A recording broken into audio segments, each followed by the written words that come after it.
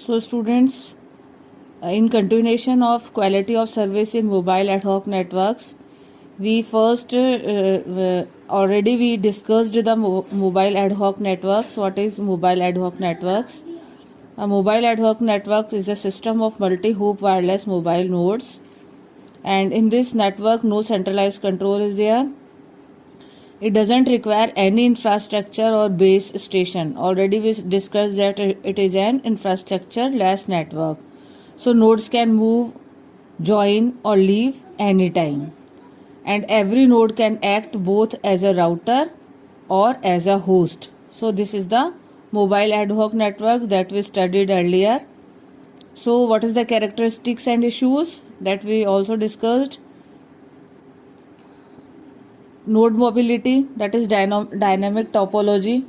Any topology they can perform, and in any topology they can send and receive their data. Rapidly deployable and reconfigurable. These manets are rapidly deployable and reconfigurable, that is complex route maintenance. Also they have bandwidth constraint, variable capacity links, that is unpredictable links. And there is hidden and exposed terminal problems are also there in mobile ad hoc networks. Then limited battery, we know that energy source is limited, so it's an energy constraint. The wireless media, that is limited physical security. So this is the multi-layer problem, that is physical layer. At which layer there is a problem occurs. So at the physical layer, it is adapted to rapid changes in link characteristics. In medium access control layer, minimize collisions, allow fair access, provide reliable data transport over shared medium under changing rapidly conditions.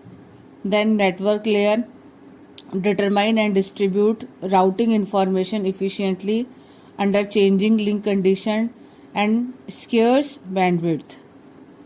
Then interoperate with traditional non-ad hoc networks. So these are the multi-layer problems. At physical layer, we want that rapid changes may be adapted. At medium access layer, we want that all of the collisions determined and minimized. Also fair access is also provided to all of the nodes, and also data transport over shared medium under changing rapidly condition also is the reliable.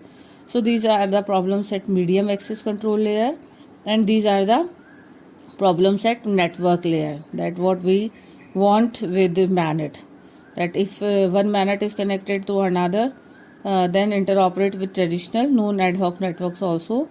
At network layer they have to provide it. So this is the multi-layer problem. Again at transport layer, it wants need to handle delay and packet loss arising from conditions unlike wired networks.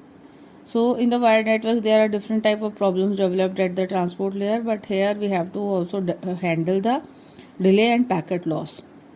So packet loss due to transmission errors, not congestion. And large variations in delay when route changes not addressed by transport layer protocols design. So the problems at the application layer is need to be designed to handle frequent disconnection and reconnections. So application layer must be designed in such a way that if disconnections occur, then reconnections occur, then it will handle these frequent disconnections and reconnection of the nodes. Then adapted to widely varying delay and packet loss. So if there are delay changes or the packet loss changes, then they have to adapt all of these things.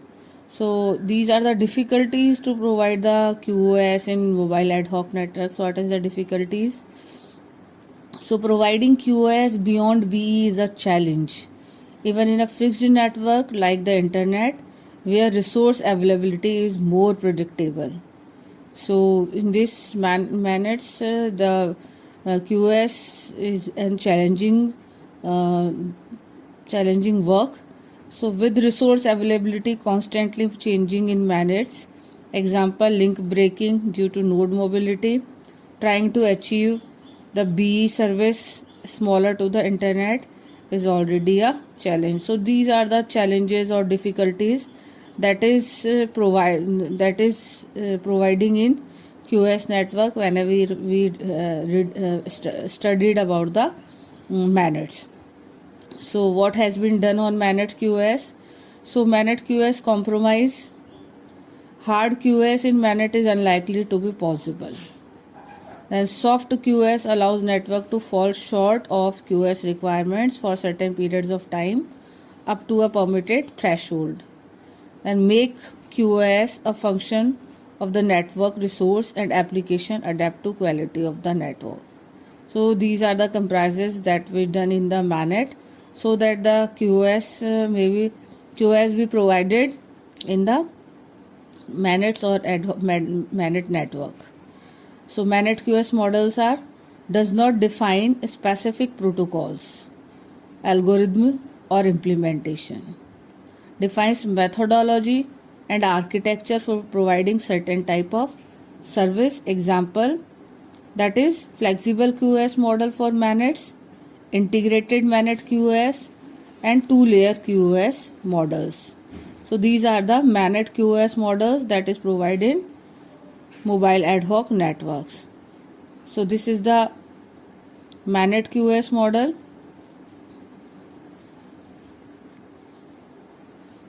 This is FQMM architecture, but in our mobile computing syllabus we have only to define the QoS methods in mobile ad hoc networks. So we don't have any descriptions for that. So we have to just discuss the QoS methods, QoS compromises like QoS in Manets, difficulties also, multi-layer problems. So these are the QoS in Manets. Thank you.